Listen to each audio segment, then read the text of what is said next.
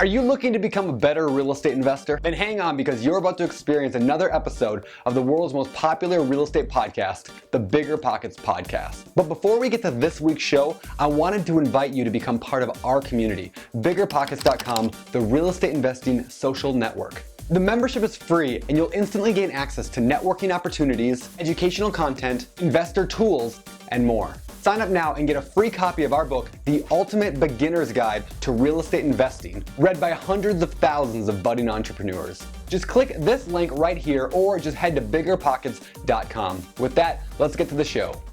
This is the BiggerPockets Podcast, Show 82. You're listening to BiggerPockets Radio, simplifying real estate for investors large and small. If you're here looking to learn about real estate investing without all the hype, you're in the right place. Stay tuned and be sure to join the millions of others who have benefited from BiggerPockets.com, your home for real estate investing online. What's going on, everybody? This is Josh Dorkin, host of the BiggerPockets Podcast, here with my co-host, Brandon Turner. What's up, Brandon? Not much. How you doing, Josh? I am doing really good, man. I'm doing really good. Sitting here in gloomy Seattle. Oh, no, this is Denver. I just got confused. I thought I was... Nice. Hey, I have another serious question. Last week I asked you about your favorite movie, but today I actually have a real serious question. Okay, what is it? All right, so I want to know, you got stranded on a desert island Yes. for the rest of your life, and you can only bring with one album and a CD player. You got a little headset, a bunch of batteries, and one music album to listen to for the rest of your life. What is that album? Oh, my goodness. I don't have a clue.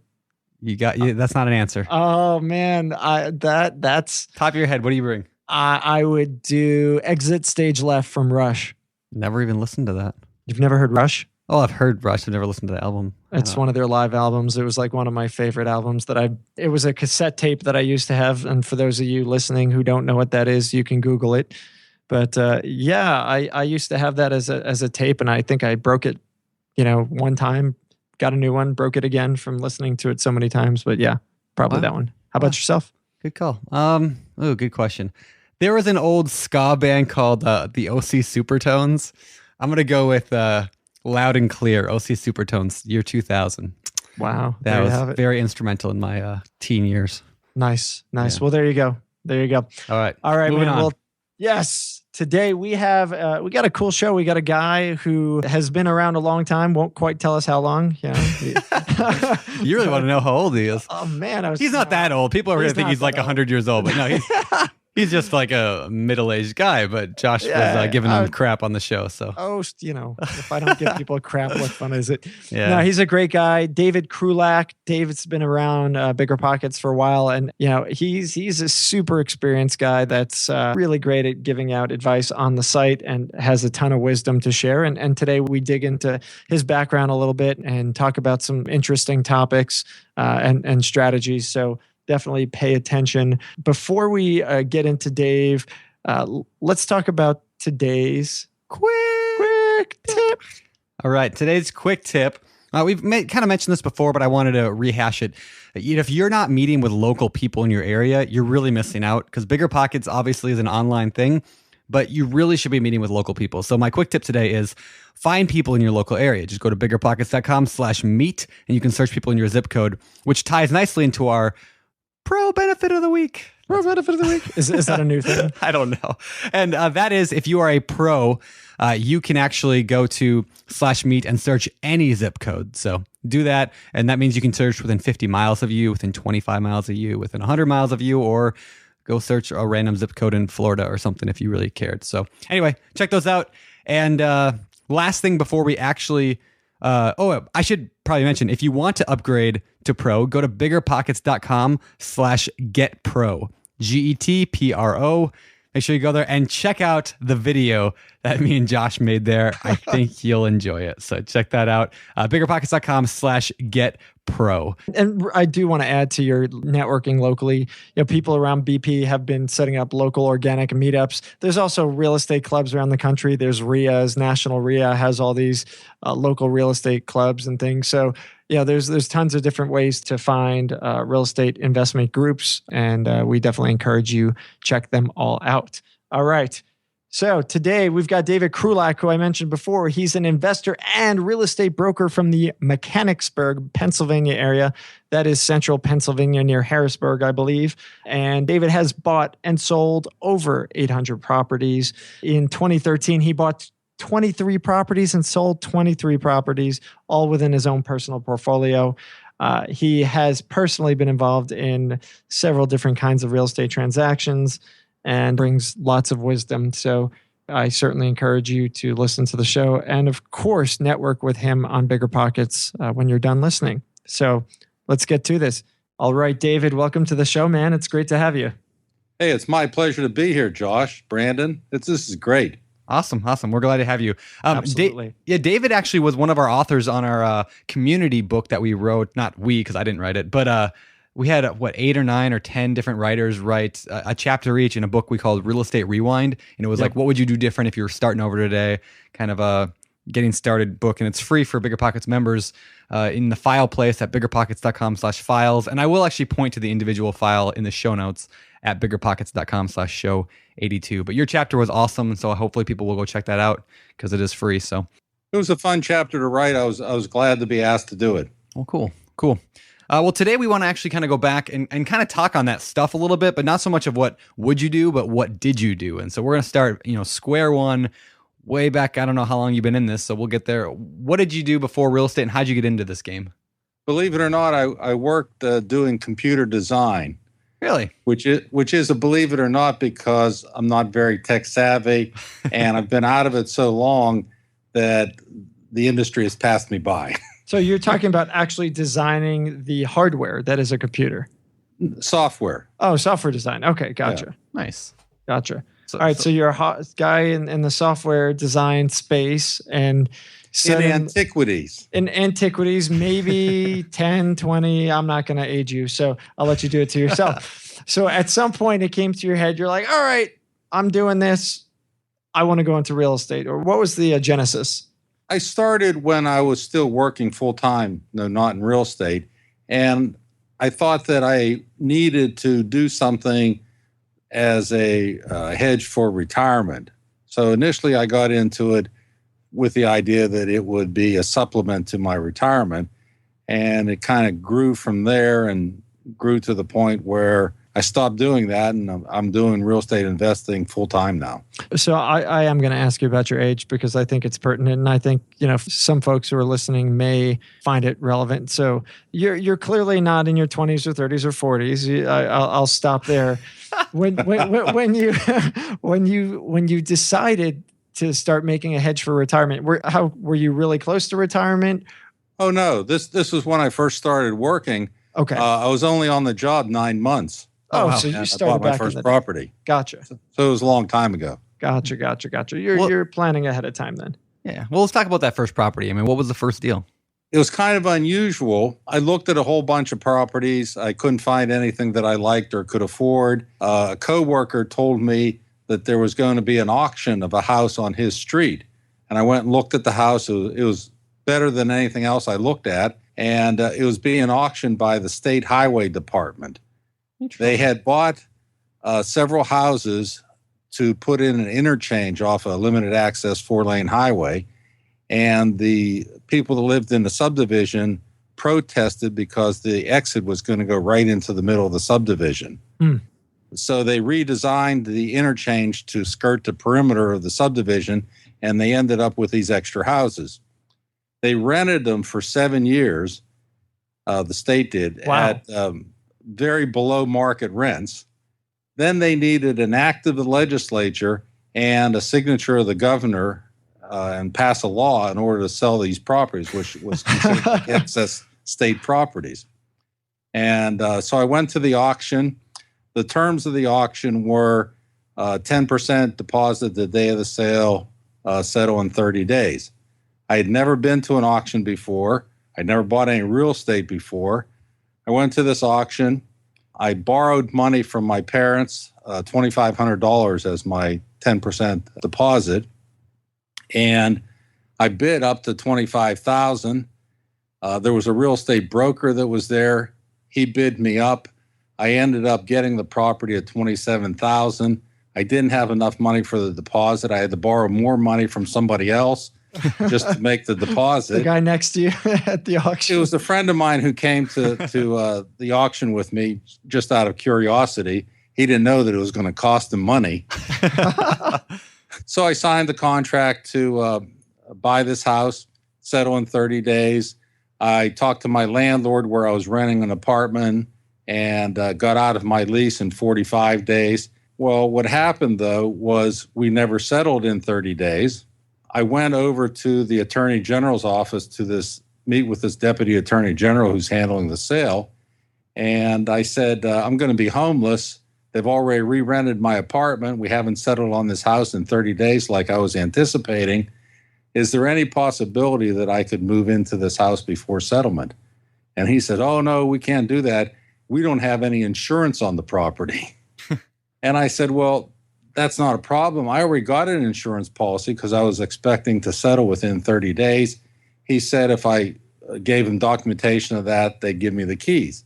So I gave him the binder from the insurance policy. They gave me the keys and I moved in. Nice. Throughout that whole discussion, we never discussed rent. He never brought it up. I never brought it up. I kind of thought that we were going to be settling within a few days. I didn't think rent was going to be an issue. And in addition to that, they were paying for the sewer and the trash, and it was during the summer.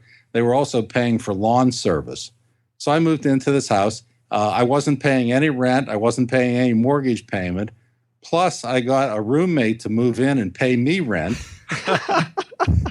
And we ended up that we didn't settle for 6 months. Oh, jeez. Wow. So I lived there for free for 6 months. Plus, I collected rent and had to pay some of the utilities, but not all the utilities.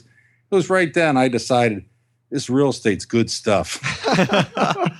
That's great. That's great. So that was became your primary home, and you're kind of acting somewhat like Brandon's favorite strategy, which is, move into a duplex, rent out the other side. In this case, you're subsidizing your own primary residence, a single family, with a roommate. Same I had several roommates over the years. I lived there for a few years, and then I kept that property as a rental property and owned it for a very long time. Yeah, gotcha. So you got the bug, and what happened from there? The next property I got was also word of mouth. It was a co-worker of my wife. Their grandmother had passed away and owned a multi-unit. And it wasn't advertised. It wasn't listed. There was no sign on the property. I ended up buying that property, and I still own that property today. Wow. And I just kept buying more and more properties over the years. So looking back on your experience when you first got started, do you have any good advice for people who might be just getting started that are listening to this podcast right now? Like, is there anything you did right or you did wrong when you were getting first involved in this? For me, financing was the big key. I really didn't have any money. I just started this job. It was an entry-level job, and I didn't have any savings. So financing was the key. If I hadn't been able to get financing, I wouldn't have been able to buy any of those properties or any of the subsequent properties either. So financing was a big key. One of the things is I joined a credit union early on, and they had a $10,000 signature loan with no collateral. And I borrowed that multiple times. I've used that for down payments and rehab money, and I paid it back and borrowed it again. It was a good source of money for me, and it was really easy. Once it was set up, all I had to do was go to the teller. It was like making a withdrawal from your own account. Nice. So is that what you used on the initial properties? I mean, you borrowed the 10% on that first one from your folks. How did you get the first couple deals financed? The first property was 90% bank financing. Okay. And 10% from my parents. The second property was a little bit more than 90% bank financing. Ended up being from another bank. Okay. On that property, there was something that kind of quirky in the whole thing too. I went to the first bank to get the mortgage for the second property, and they turned me down because the property was old. It's like 100 years old. And it needed some work. There was some deferred maintenance. So the executor of the estate recommended that I go to his bank, which was his mother's bank, who was the late owner, And so I went there on his recommendation and talked to his contact there at the bank. And I wasn't able to get the mortgage approved until after the 30 days that the contract required for mortgage approval. So I was planning on walking away from the deal. They had changed the terms. They wanted more down. They wanted a higher interest rate. We ended up negotiating the price lower after I had a mortgage commitment. And I figured that since the bank guy was his friend, that he was going to inform his friend of what we had done. We went to settlement. The bank guy came to settlement, and he didn't know what the purchase price was. Oh, no. And at settlement, the executor of the estate's there, I'm there, the attorney's there, and this bank guy's there. And he's going, well, what is the price of the property? And we both told him, and he said, well, you've changed the terms of the contract. We don't have to give you this mortgage. Well, if he didn't give the mortgage, then I couldn't buy the property, and he'd kind of piss off his friend and his client. So he did give her the mortgage. Well, it really made a big impression on this bank guy. I saw him like 10 years later at the mall, and he said hi to me, and he said, we didn't have to give you that mortgage. Nice. Like 10 years later. I mean, He'll hold that over you for the rest of your life. For the last 10 years. Jeez, man. Jeez. All right. So that second property, you bought it from this family, and it was a multi-unit. Was it 8 units, did you say? I'm sorry. It was 3 units. It was 3 units. Okay. And I ended up buying the building next door, which was 2 units. So I have 5 units that are like right together. Okay. So now you're starting to stack things up, and you're not just renting out to your buddies who are living in the next room. You're renting out to actual tenants. How does that go for you? And how do you start learning the process of dealing with all that and writing contracts and getting it all together? I'm guessing you probably learned a little bit of trial by fire, and Sure. and so share a little bit of that with us, and give us maybe some of your best tips for other folks who might do the same. Well, one of the things that happened on the multi was we were settling in January, which is cold around these parts of the country. Yep. And the 1 unit was vacant because the owner was deceased, but the other units were rented to the adult children of the former owner. And I was told that they were going to stay on as tenants. Well, the day of settlement, I went for the pre-settlement walkthrough, and they were all gone. The whole building was empty, and it was in January and had oil heat, and there was like a drop of oil left in the oil tank. I needed to call the oil company, and have an emergency delivery of oil just to keep the building heated. And I made a mistake because I didn't have it in writing that the tenants were going to be staying. I just had this verbal, the tenants are going to stay. Right. Well, then when it came to settlement, they weren't there. They didn't stay. Yep. So I got the building. It was totally vacant, which, hindsight, I like picking my own tenants rather than getting inherited tenants. But in that particular case, at that particular time in my investing career, it would have been nice to have some paying tenants in January when it's 0 degrees. Yep. So, obviously to any new investors, filling vacancies in the middle of the winter is not as easy as it is in the summer. Summer is certainly a better time to find folks. What did you end up having to do to fill it? And as now somebody who's been experienced, who's been in the game for a while, do you have any feedback or advice for folks who do need to look for folks in the middle of the winter? What I ended up doing on that property was I took the opportunity of them being vacant to update them and improve them before I rented them. So I didn't rent them immediately. We ended up separating the heat, so each of the tenant paid for their own heat. We put in some new furnaces. We separated the electric, so the tenants would pay their own electric. We did extensive plumbing updates to the building, so we didn't rent it immediately. In subsequent, where I've bought in multi-units with tenants existing, I've always asked for the leases and no other documentation and information that I didn't ask for on that first property. Gotcha. So you're talking about when you're purchasing a property from somebody else, you want to make sure and go through and check out the tenants and make sure everything's on the up and up with the folks that you might be acquiring. I'd like to see, not only leases, but if they have credit checks for the tenants or any other documentation, and maybe even talk to the tenants. Yeah. So have you found yourself, because I can't remember which show we talked about this, but we have covered this a little bit in the past on the podcast.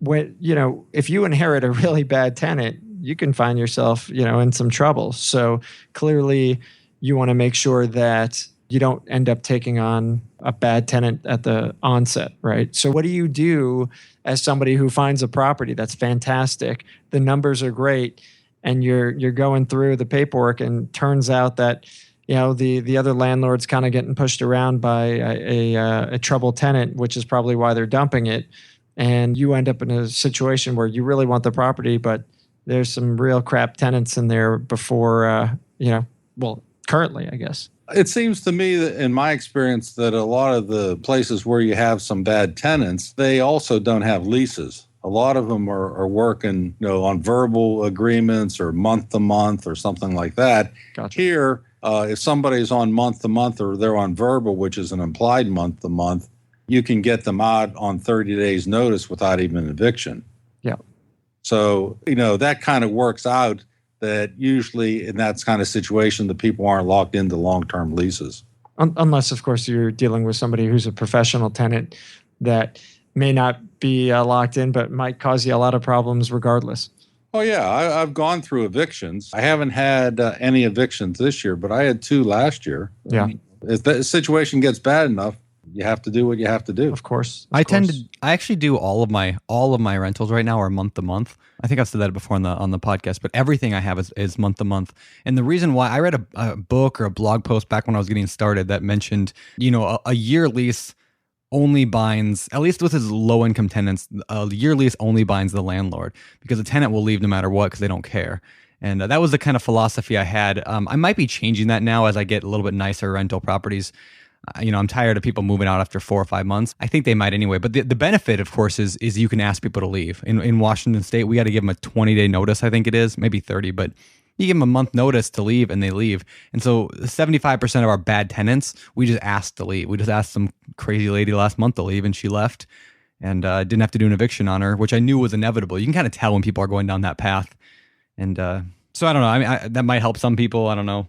But do you find yourself doing more or less? For a lot of people, one bump in the road can cause a big problem. The transmission goes out in their car, and that just upsets their total, financial situation. Yeah. That they don't have any savings to have a major expenditure. Most of my tenants are on year leases. I seldom do month to month. And I just rented a place where I signed a new tenant for 3 years. Nice. At a discount of 25% off the market rent. Interesting. And why did we take such a big cut for that 3 years? It's a distance from where I live. So the idea was that this is kind of like a tenant self-management program. Yeah. They take care of all the maintenance. This is a single-family house. They take care of all the maintenance. They take, cutting the grass, shoveling the snow, minor maintenance. They take care of all the utilities. And I just bought the property. I got it at a really low price. And so the rent is still a great return for me, even though it's a discount off of what the market rent is. Nice. I didn't clean or paint it or anything. Nice. The tenant took it as is, and the tenant cleaned and painted it and did some minor repairs. So in your mind, then you're thinking that it'll, the discount for having the stability for 3 years and not having to do any work into it is worth your time. It makes sense. I've never quite done that before. And I know some people have problems with having tenants do work, but it depends on how much it is. And, if they're sitting there working on the electrical panel, I'm sure that's not kosher, but if they're painting a bedroom. Did you just drop kosher? Of course I dropped kosher. All right. I've got a good influence. There you go. There you go. All right. So going back to, I guess we never even touched on this question. We probably should ask this. What is your bread and butter now? I mean, what exactly? You obviously are a landlord. We've talked about that. Is that all you do? Oh, no. Okay, so what do you do? Like, maybe give us a 30,000-foot overview of David Krulac. I'm doing buy and hold, and I have a bunch of tenants, but I also buy property, fix and flip. I do land subdivision. I do tax sales. I do sheriff sales. I do HUDs, other REOs. And I'm also a real estate broker, and I own my own company, and I do work for clients who are buyers or sellers also. Okay. And I know we probably want to touch on that a little bit later. I got it in my notes to ask you more about that. But maybe first do you have an estimate on how many, like in your career now, how many deals have you done? I'm assuming you're full-time, I'm sure, right? Like you're a real estate. So how many deals have you done in your life, do you think? I've bought and sold over 800 properties. Woo! Gotcha. That is so you're pretty new at this. Yeah, I just started. Nice. Last year, I bought 23 and sold 23, but not the same 23. Gotcha. Nice. So Gotcha. someone asked this question. What makes you buy a property versus sell a property? I mean, like, why did you choose to sell those 23? I was going to go there on the sales thing. Yeah. Good. Couple of the properties that I sold last year were condos that were restrictive on renting. In both of those condo developments, they only allowed 10% rentals, and they already were at the 10% level. Both of those I bought were REOs. One needed hardly any work. I cleaned and painted. We didn't even change out any of the floor coverings. I have a really good carpet cleaner guy. He came in and cleaned the carpets. There was a red stain in the living room that I figured was red wine. He was able to get it totally removed and sold both of those to owner occupants. So the condo restrictions weren't conducive to renting, and the properties were in good condition and they're relatively easy to sell. So that's two of the ones that I sold. Another one that I sold that I bought as an REO last year, it wasn't in a bad neighborhood, but it looked like some of the badness was heading in that direction. Yep. And that one also didn't need very much work. We cleaned the carpets and painted it and put it back on the market and resold it. We sold it to an investor who was going to rent it out, but it was not a property that I really wanted to rent out. Gotcha. Yeah. So Brandon asked why you sold, and you talked about three of them, but I think it's one of the fundamental questions that most investors face and find themselves. I think unless they're in trouble, that's probably the hardest decision that you can make as an investor, unless you go in deciding that you're going to flip it or go in deciding you're going to wholesale. You're a buy and hold guy. When do I get rid of this thing? When do I dump it? When do I turn it? Take a guy like Brandon. He's got, 50 something units. Is it time for Brandon to start selling those 50 units, those SFRs and the small multis, and go and start putting his energy into bigger multiplexes? Those are the questions that I think a lot of new and experienced investors face. And so I'm curious just on your philosophy above and beyond these particular examples, because you just got a great deal and you couldn't rent it, so you sold it, or there was another circumstance. But when you sell your long-term properties, what's a trigger for that? Well, let me go back to the previous question too. Since I'm in land development, I'm doing subdivision work. All those properties are properties for resale. I'm doing a subdivision. I'm not going to build 36 houses for myself on the subdivision. So those are that all, might be fun, but yeah. Those are all properties that from the get-go were geared to be properties that were going to be resold. No, I wasn't going to build any houses there. As far as my rental inventory, I like to evaluate the inventory at the end of the year, like when I'm preparing for taxes. And the properties that are underperforming give me a rationale to liquidate them. Every year I want to go through that thinning the herd process where I get rid of the worst performers and keep the best performer. And I want to do that every year. So I'm always buying property, but I'm also getting rid of the ones that don't measure up. Gotcha. And for one reason or another. That makes sense. Is there a percentage, or is there a line that you set, for example, that says, hey, I want each of these properties to meet, X% ROI or cash flow number, and if it dips below that number or that percentage, then you consider unloading it? The financials are a consideration, but there's also other considerations in thinning the herd. One could be the location. Okay. I had two properties that were in one town, and that was the only properties I had in that one town. I decided I didn't want to be in that town anymore. Nothing against that town. It was just its distance from where I was. Gotcha. I wanted stuff that was closer. The other thing that I also consider is age of the property. We have a lot of old properties around here. I had a multi-unit that was built in 1890. I sold that, and I did a 1031, and I bought units that were built in 1996 and 1994. So I traded up a century. Yep. Yeah, it's a great consideration, definitely. For those people who don't know, what is a 1031 exchange? I don't know if we've ever really covered that in depth on the podcast. I've been doing 1031 exchanges for quite a long time. Yeah, what does that even mean? And it's Section 1031 is a provision of the IRS code that allows you to trade like-kind properties and defer the gains to some later date. By meeting all these rules, you have to identify the property in 45 days. You have to settle in 180 days, and you can't touch the proceeds. The proceeds have to go from the relinquished property to the acquired property. So what does that mean? Like you said, exchange like kind. Does that mean like single family for single family? And are you trading or are you buying and selling? It's buying and selling. I've never done a direct trade where I got property B from one person and they got property A from me. Yeah. It's always been a three-legged exchange where I sold a property and then bought another property. And the like kind is any investment real estate. So it would apply virtually to any real estate except your personal residence or a personal vacation home.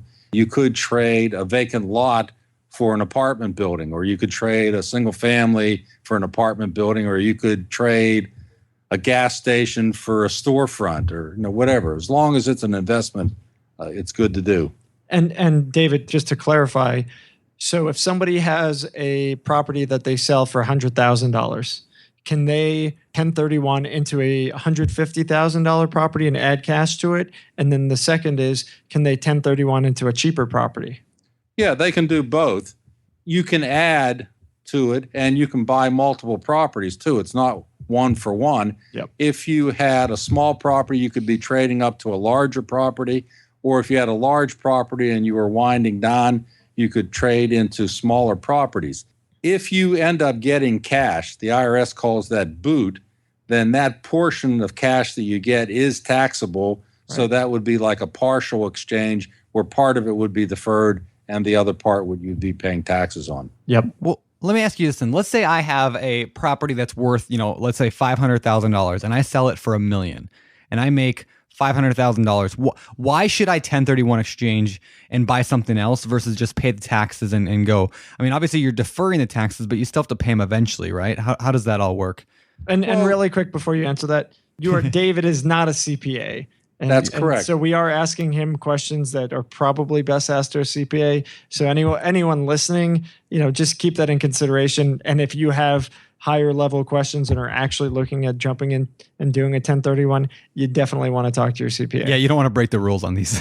Yeah. So back to David. So this is for entertainment purposes. I don't know, yeah. But it's valuable stuff that'll at least kind of help people better understand it. If you have a gain of $500,000, like Brandon was referencing, the capital gains tax, even long term, is going to be like 20%. So 20% of $500,000 would be you'd be writing a check to the IRS for $100,000. If you defer that, that's just additional money that you get to keep into the deal and possibly buy a bigger property. So you defer it, and you can do repeated 1031s exchange, so you can keep on deferring it. And there's another provision in the IRS code called stepped up basis that when you die, all that accumulated stepped up basis essentially goes to zero, and you don't have to pay any taxes at all. So once you die, I know, Brandon, you're not thinking about dying, but if you do serial 1031 exchanges and then pass away, your kids don't pay for your kids don't have to pay that capital gains tax that you've been deferring all that year. It gets wiped out. That's fascinating. There you go. So I always wondered that a little bit because I've always believed that 1031 exchanges are obviously powerful things, but I thought, well, someday when I get 60 years old, 70 years old, and I want to retire, or when I die, I don't want my kids to all of a sudden be, oh, by the way, you have a $3 million bill to the IRS. Happy birthday. That's not, so okay, that makes sense. That and again, like that's something to talk about at CPA about the details with, but I don't know. I think that's fascinating. I always looked at it as, I always called it like the IRS is like, hey, this guy is successful. we want to partner with him. It's kind of like the IRS's way of partnering, like, hey, you can keep our $100,000 that you owe us and, you know, roll it into your next property, and someday we'll make more money than we would have originally. Is that kind of their game, David? Like, is that why they do it? It's because they want to make more money in the long run? Why the IRS does that? Yeah, why would the IRS do that? I think it was a provision written into law to encourage investment. You know, if the taxes are collected every time you have a sale, it's going to reduce the money that's going back into the economy and back into investment. So I think that it's an economy stimulation. Yeah. So, you know, I looked into 1031 years ago and tried to execute on a 1031 and was never successful because it's not easy. It's not easy. Finding a property that's suitable in the time frame that's allotted, depending upon the circumstances, could certainly be a challenge, can it? It's an extreme challenge. And you don't know how fast 45 days goes for the identification period until you're actually in one of these and you're looking for a really good deal. Well, sometimes maybe in 45 days you can't find a really good deal. Right. So what I've seen in other examples of people doing 1031s is they 1031 out of a really good investment and then they buy a so-so replacement because the time frame was there and they had to do something within that time frame. Right. So ultimately you're left with the choice of, you know, am I going to eat the gains on this sucker and, you know, end up paying the bill? Or maybe you're lucky and you've got, you know, losses from the market crash or housing crash or something else. And, you know, it's a wash. So you don't care and you just kind of move on. Right. Right. And it's complicated to do. And, you know, like you said, you should be doing it with the advice of your CPA and attorney and have them tell you all the details to that. And you can even get it more complicated if you combine it with the $500,000 exemption for capital gains on your personal residence, that you buy a property, rent it out for a period of years, and then turn it into your personal residence. You can get the benefit of both the 1031 exchange and the $500,000 tax-free on personal residence. Don't go crazy, David. I mean, this is sorry. I'm sorry. I'm getting real crazy here. So here I'm just kind of thinking out loud here, but this is what my thought is so in human history of real estate investors, all thousands of years of people doing this game, I tend to think BiggerPockets right now is probably in a position that nobody else has ever been in that organizing investors. So here's what I want to know out loud. Maybe there's a fancy, you know, attorney out there, but how do we get the IRS to change the stupid 45-day rule to a 6-month rule or a year rule, right? Because it's the same thing to them. Why do they push us to buy a bad investment? It's probably because of the people who wrote it and that continue to write, you know, these rules and stuff. I mean, they're like, well, I bought my house in 45 days. Why can't they buy an apartment building in that? Like, why can't they identify an apartment deal in that time? So I don't know. I wonder out loud, like, how do we as an industry change that rule, which seems a little silly to... Well, I'd even go bigger than that, Brandon. In February, we went to Turks and Caicos, and they have no capital gains tax there, and no income tax, and no inheritance tax, and no real estate taxes. Wow. And if you think about capital gains tax, particularly if you've owned the property for a long time, that first property that I bought from the highway department, I owned for 24 years before I sold it. The capital gains tax, a lot of that is just inflation. The longer you own the property, the more that the tax is on inflation. And I would like to see the capital gains tax indexed for inflation so that all of that buildup on inflation, you don't have to pay any tax on. You only would pay the tax on the real gain after inflation. I got to tell you, that might be one of the more brilliant things that has been proposed or mentioned on the show. I mean, I think it makes perfect sense, exactly what you're saying. And you're paying a tax on inflation, and I bet you 99% of the people don't realize that. Yep. I've never even thought about that before, but you're 100% right. And how to change that, Brandon? Good luck, dude, because that's all about fighting the entrenched interests in Washington. Oh, that's about fighting the Democrats and the Republicans and everybody in between and dealing with the chaos. And I mean, maybe somebody listening to the podcast wants to take that as their mission. I mean, imagine we got 40,000 people listening to a podcast each week here. Like, imagine getting 30,000 letters to the IRS of this is what we want to change. All we want is 45 days to 6 months. Like, it doesn't affect your bottom line. You'll make more money in the long run. Because, blah, blah, blah. Like, I don't know. I wonder out loud. So hopefully somebody can step up and lead that charge. Do it, Brandon. I ain't doing it. David's going to run that one. So, all right. So 1031 exchanges, very cool. And obviously, we don't have time to get it real deep into them. But what I wanted to go back on is the topic of subdivisions. We've never actually had somebody who's done subdivisions on the podcast. I know Jay Scott mentioned he wants to get into that back on, I don't know. I'm not sure what episode that was. There was somebody. We've had spec building, but we've had spec, but I don't know about like subdivisions, right? Like, I think somebody did a little bit, but we didn't get into it too much. I think somebody did too. I recall. Okay, yeah, maybe I'm just forgetting, but yeah, maybe we can talk on that. Like, what exactly is that? Like, what are you doing with subdivisions? Like, what does that look like? Well, let's start with what is a subdivision. Sure. How about that? Good.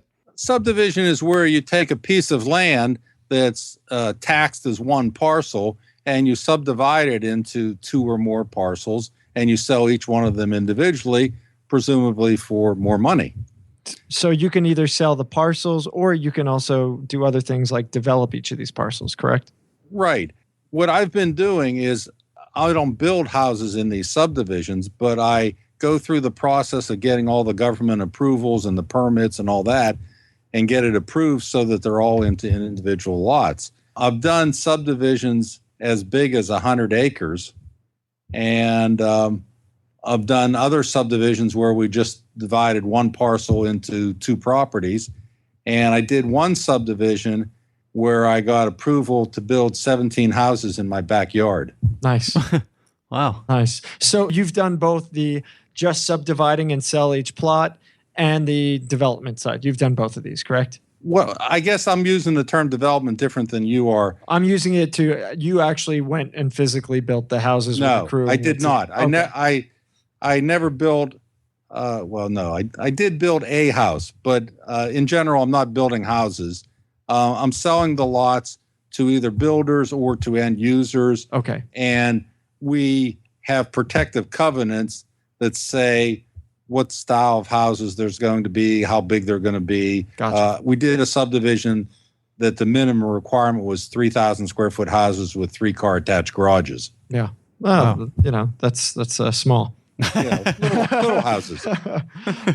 Okay. So that's what we're talking about here. We're talking about taking a plot of vacant land, I'm guessing, ultimately, and we're cutting it up and getting the government to give us the green light to do things with. You're not building streets. You're not setting up electrical, sewage and plumbing lines to these subdivisions. You're literally just going and carving up this land into X number of different lots and getting approval to do all the rest. Is that right?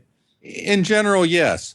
Most of the land that I've done subdivision on has been land where there's not public water and public sewer. Okay. So we've had to do testing for septics, and we've just carved out land using existing road frontage. We've had the one that we did 100 acres on, there was about a mile of road frontage on the property. It was on two sides of two roads and one side of another road. Gotcha. All right. So I want an example because I'm fascinated by this whole thing. It's something that I've always thought about doing, and I have no clue where to even begin. So say I buy an acre plot of land, there's a road frontage, say there's even hookups, at least within distance. So I buy this 1 acre and I want to cut it up into 2 half-acre lots. What do I do? The first thing you need to do is check the zoning for that area to see if half-acre lots are permitted. In some zonings, 1 acre is the minimum lot size, and if you already have an acre, you can't subdivide it any further. Okay. So checking the zoning ordinance, and most of the municipalities have that online that you can check, or you can go to the municipal building and get a hard copy of what they're.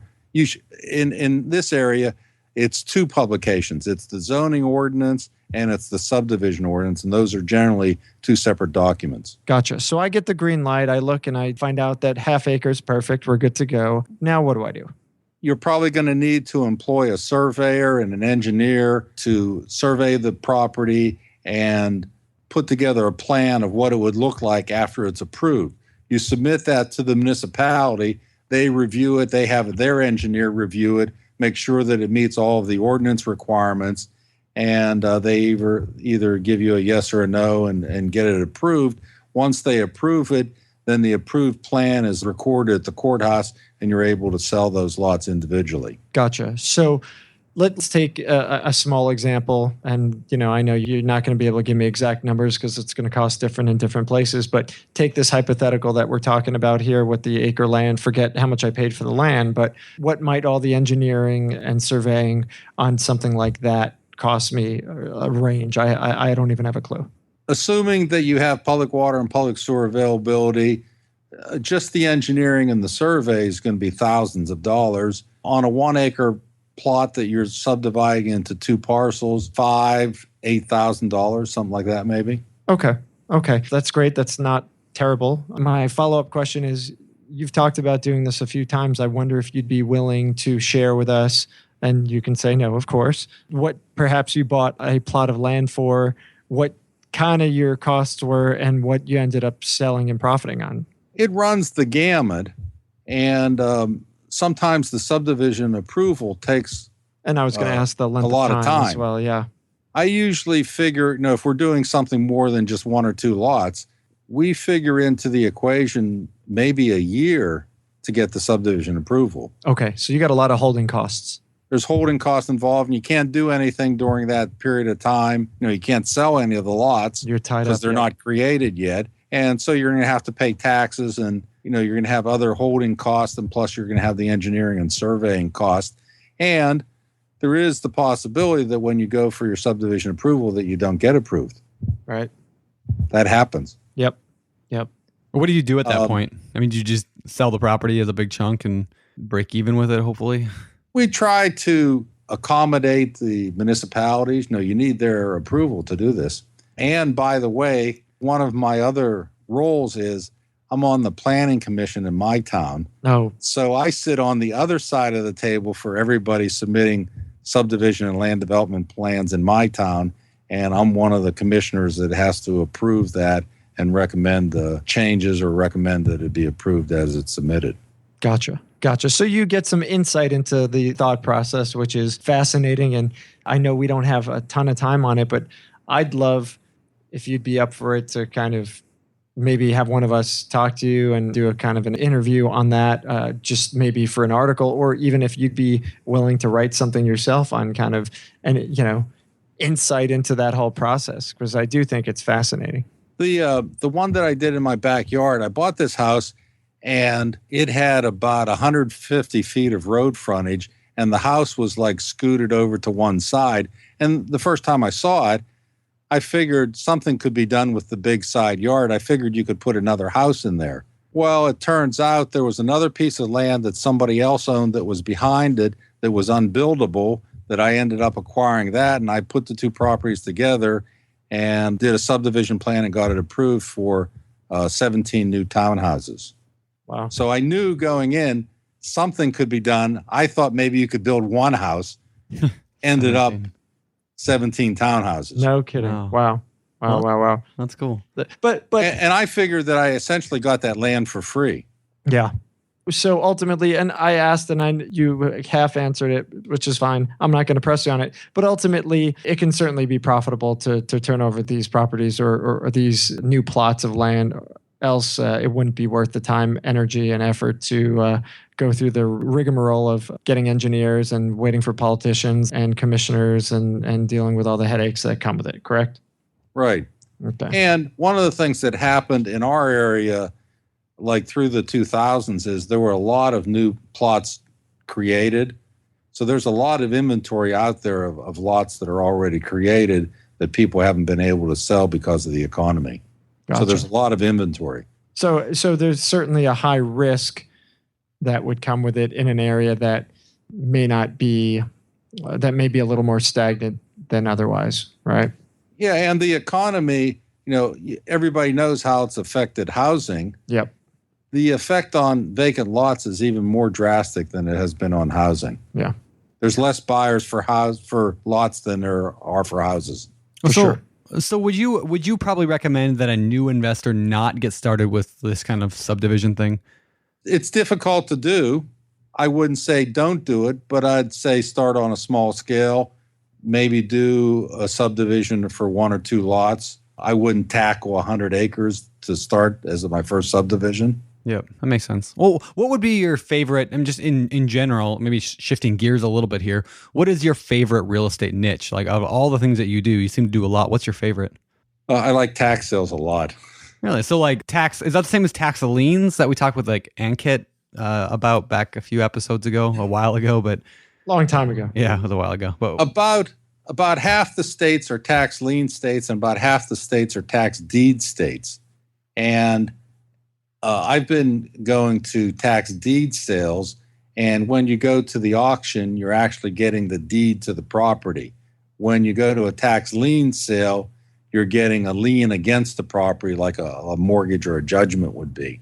okay. It's also difficult to do. There's a lot of little peculiarities. The laws are different in every state. It's difficult to do. And so since it's difficult to do, there's not a lot of competition. Yeah, that makes sense. Would you say that's how you're getting most of your deals, are through things like tax sales, or are you doing direct mail or anything like that to get the stuff you're working on? I haven't done any direct mail in a long time. I did do some direct mail, and I did get good responses. I target out of state and out of county owners, non-owner occupied, and I got some good responses on that. I'm looking at tax sales. I'm looking at sheriff sales. I'm looking at REOs. Only about 25% of my purchases come out of the multi-list. So 75% don't come out of the multi-list. Okay, interesting. So I guess I want to. There's so many things. I got like 50 more questions here that I want to ask you, And we're running out of time, which is so I'm trying to figure out where I want to go next. So we talked about finding leads. I guess, do you have any other good? Why don't we stay on that a little bit longer? Do you have any other good techniques for finding deals? I mean, I know you're a broker. Do you have any other good marketing techniques or advice for people listening that they can apply to get more deals? Like in the first two purchases I ever made, those were word of mouth. I think, if you're serious as a real estate investor, you should be telling everybody that you're interested in buying property. Yeah. Yep. And you should have business cards, and they should be quality business cards, not something you printed on your home printer. Right. My business cards are a thicker stock, and they're glossy. They're almost like playing cards in their consistency. And I always have something on the back. Most people's business card, the back is blank. Why have a blank space there? I put my experience and what I'm looking for on the back of my card. So I'm filling up both the front and the back of my cards, and I'll give my cards to everybody. That's actually a great idea. We do something on the back of our BiggerPockets cards where we create spaces where people can actually take notes on us, and you make it matte where the front's glossy so that, pencil, pen, anything will work. And people tend to love that. But I really like your idea. I admittedly like to watch the shows. I forget what the show is where the two guys drive around and they're junkers and they pick up stuff from people and sell Pickers. it. The pickers. Yeah, American Pickers. And these guys show up with a list. They say, hey, this is what we're looking for. I don't know if you got anything.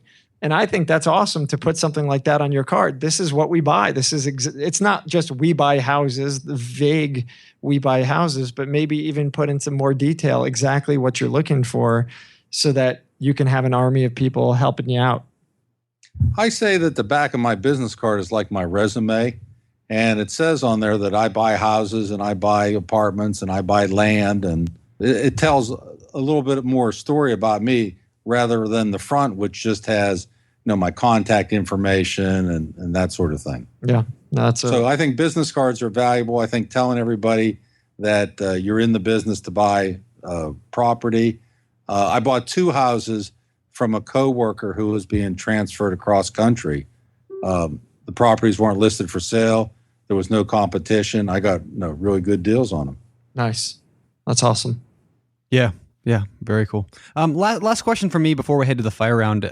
I'm just curious, do you have any just kind of, for people listening to the show who want to be like you, in a few years, they want to have 800 deals, but they're just starting out. How do they get there? I mean, what should they do? Do you have any final advice? Wait a second before we ask that. David, let's ask this. You've done 800 deals. It has not been in 2 years, 3 years, 5 years, 10 years. I mean, this has been over a period of time. This has been a burning question of yours since. I don't care how old you are. I'm just, I ask because, ultimately we're not trying to preach people to get rich here overnight. This is long-term. This has been a long-term thing for you. You've been at this for a little while and anyone listening can't expect to just jump in and do 800 deals by tomorrow.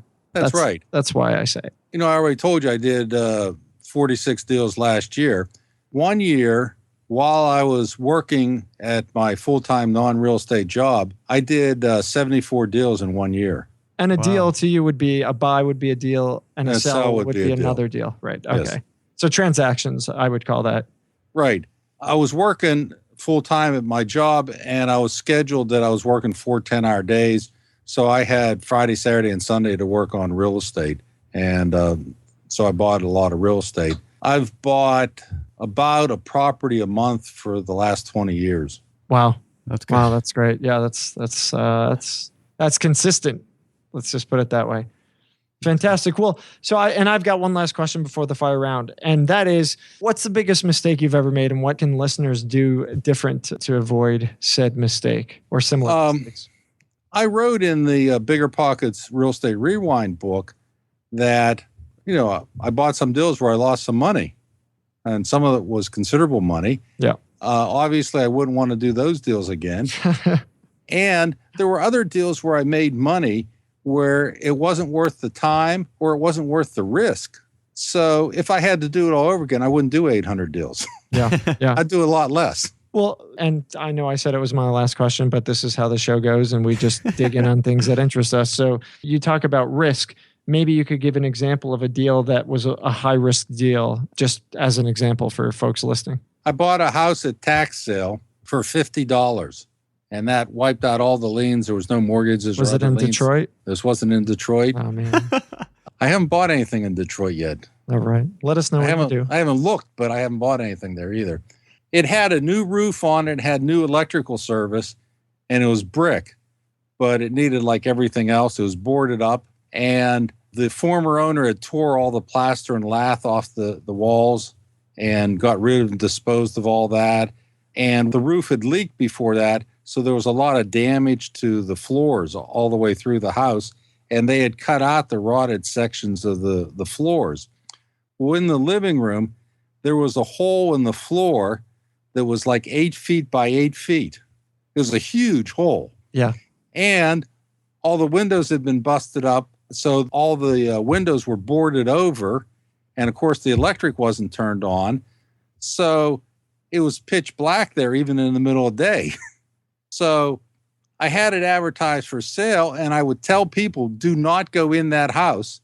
Well, people would take the boards off and go inside the house anyway. I had this great fear that somebody would fall through one of these holes and like break a leg or something. Right. It was totally not worth the risk.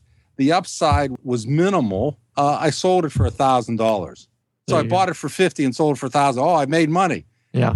It was a deal I would never do again. Right. Yep. The risk was too great. Well, but to that point, doesn't insurance kind of cover your backside on that kind of thing? I mean, you buy a policy and your risk, at least in terms of somebody falling and breaking their leg, drops. Well, I didn't have any insurance. I was self-insured. This was an early purchase. Gotcha. And it's easy to get liability like on vacant lots, but a property like this with so much hazard, it would probably cost a couple $1,000s to get insurance on it. Okay, so there you go. It was so hazardous. Okay. So that's ultimately, a property where if you're throwing the dice, if it's going to cost you more than you're probably going to make to insure the thing. And, if you choose not to, you're taking a lot of chances that somebody doesn't hurt themselves. So that makes Absolutely. a lot of sense. Somebody once said to me, well, isn't everything you buy a risk? And to a degree, it is a risk. Sure. But it's a calculated risk. Yeah. And in the case of this $50 house, the calculations didn't add up. It was the wrong property to buy. Yeah. I understand that. I think it kind of goes to like, that whole theory kind of goes to like the 80-20 Pareto's principle of I don't know, most likely in a person's, I wonder if this applies, but most likely, at least in my life, 80% of my, 20% of my deals have given me 80% of my income. So had I just focused on that 20% of deals that were awesome and skipped the 80% that didn't, and focused on increasing the number of those good deals versus anything, I think you're just far better off. So I mean, that's my 4-hour work week mentality shining through my real estate. But yeah, I have 2 deals, Brandon, where I sold the property for more than $1 million more than I paid for them. Wow. I have 2 of those. No Well, doubt. if I had just done those 2 deals, yeah, you'd be fine. I'd be fine. Yeah, you could go on vacation the rest of the time. So cool. Nice. Well, that's awesome. All right. Well, that's great. Awesome interview. Let's go over to the fire round because, we're going to fire a bunch of questions at you. So let's cue the music. It's time for the fire round.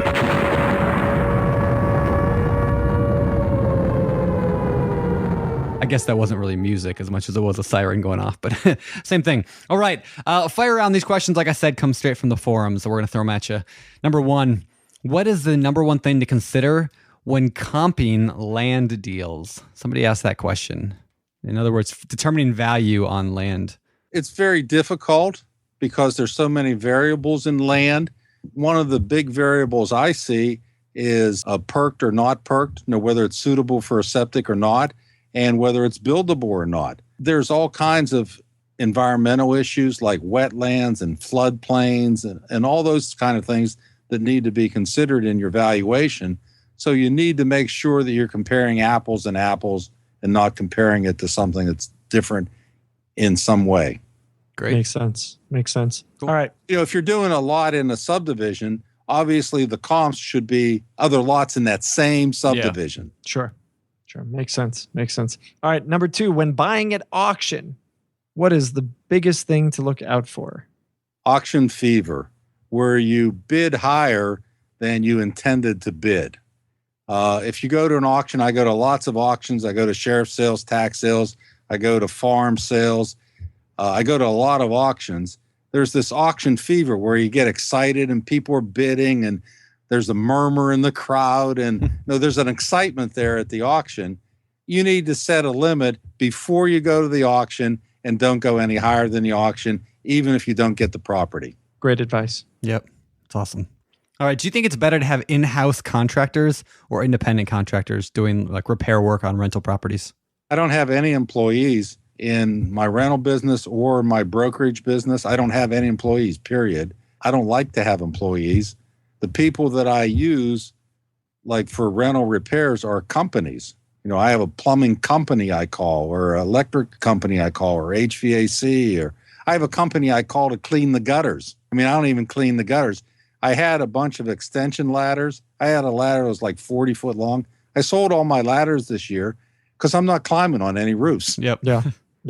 If there needs to be a roof repair or if gutters need to be cleaned out, I'm calling somebody. I've been selling all my tools. Like I have a whole garage of tools. I've been selling them all just because I'm like, if I have them, I tend to do the work. And if I don't have the tools, then I won't do the work. So, Hey, yeah. I've got a follow up on that question, David. So you're completely outsourcing everything, and I get that from I don't have to deal with payroll. I have less headache perspective, but from a cost perspective, I'm guessing you probably would be able to get everything that you get done cheaper if you had in-house. Is that just not the case? I think you'd probably be able to get some things done cheaper. But the contractors that I've been using, typically I've been using them for a long time. They give me really great service. I was just telling somebody recently, we had 3 cases over the winter where tenants had no heat on the weekend. And in one case, I had the furnace technician there within an hour of the tenant calling me and telling me that they didn't have heat and it was on a Saturday night. Yeah, that's great. The tenant was very, very grateful and surprised that I was able to get a technician there that quickly and have them have heat so quickly. Nice. That's awesome. My tenant skipped town in the middle of the night. What's the first step in handling the situation? Sometimes it's hard to know whether they actually skipped town or went on vacation. Well, If I'm like positive that they skipped town, I might file for eviction. They left a bunch of stuff, including like food in the refrigerator. It's hard to tell whether people really left or not.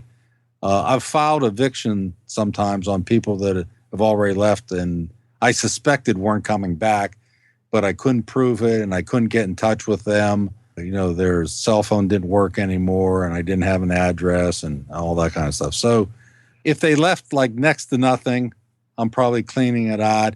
If they left a whole bunch of stuff, including furniture and food in the refrigerator, I'm probably having to file eviction. Okay. Got it. All right. Good answer.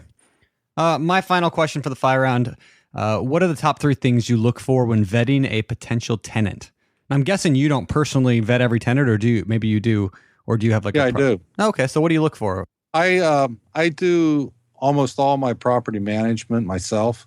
Okay. I do have some properties that are like an hour away that I do have a property manager there. I'm looking for a sufficient income.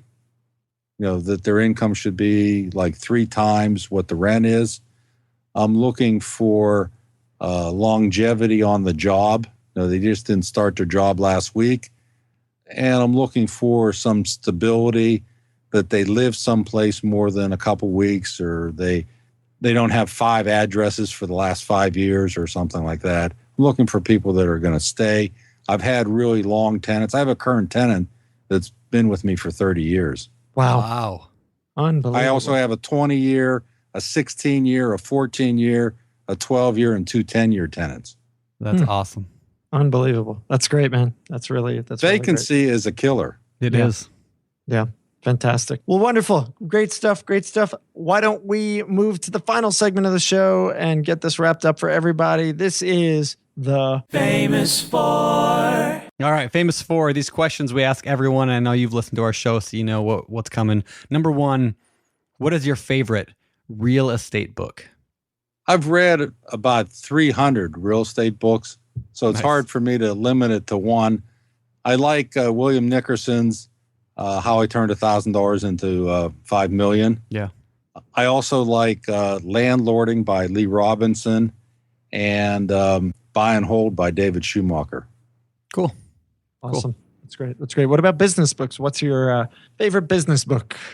I like a lot of those too, but my favorite is Millionaire Next Door. Okay. Just as a inspirational piece more than anything. Yeah. I think it kind of opened my eyes in a way that the millionaires aren't necessarily all the guys that are driving around in Bentleys. Yeah. Absolutely. Cool. I haven't actually read that one yet, but I've like skimmed it in the bookstore a couple times, but never actually read it. So someday. Nice. Yeah, it was a good book. I read it a couple of years ago. So good you can stuff. Read? Good stuff. You know what, man? Seriously, God. Just because I'm not sitting around reading books all day doesn't mean I don't read. Yeah. All right, David, what do you do for fun? What kind of hobbies do you have? I see stacks of books behind you, so clearly I'm guessing reading is part of your fun. But what else do you do? I do a lot of reading. Like when we went away to Turks and Caicos, I take a book a day to read. Wow, voracious. So I do a lot of reading. Family is very important, spending time with the family, going on vacations. I like the beach a lot, just relaxing, kicking back. That's basically what I'm doing for fun. There you go. Nice. That sounds nice. All right, my final question of the Famous Four. What do you believe sets apart successful real estate investors from those who either give up, fail, or never get started? I think perseverance, a desire to stick it out, not quitting. Most of the people that started at the same time I did have quit the business for one reason or another. There's very few people that stick with it over the long term. People get into it, get tired, drop out. I belong to 4 different RIA groups in 4 different towns that I go to every month. You'll see a bunch of people come, particularly when there's been a guru caravan through town, and they'll come for a couple months and then you never see them again. Yep. Yeah. Right on. Great stuff. Well, David, listen, really fascinating. I know that I'm sitting here kind of aggravated. I'm a little let down, not because you let us down, but because we don't have time. And I literally have like 50 more questions that I want to ask you on all sorts of different subjects. But I know that I've got BiggerPockets to turn to, and I know you're on there and you're offering great advice. So I'll defer over to BP. But to anybody who's listening, this is show 82 of the BiggerPockets podcast, and you can check out the show notes at biggerpockets.com/show82. And of course, if you have questions for David, you can ask him questions there in the show notes or on BiggerPockets. Before I let you go, David, tell me, where can people find out more information about you? Do you have a website or anything else that you want to share? I do have a website. It's centralpennlots.com. It's my business website for the real estate brokerage company. I'm working on a new website for my book, How I Started With Nothing and Made $12 million in Real Estate. The book's available on Amazon and eBay and several other places around the internet. Nice. And several people on BiggerPockets have bought my book and have written some really nice reviews on Amazon. Oh, that's great. Cool. That's It's great. been on my list to read. I haven't read it yet, but it's been on my list. So this is encouraging me. I'll pick it up and check it out. Well, send me your address, both of you, and I'll send you a copy. All right.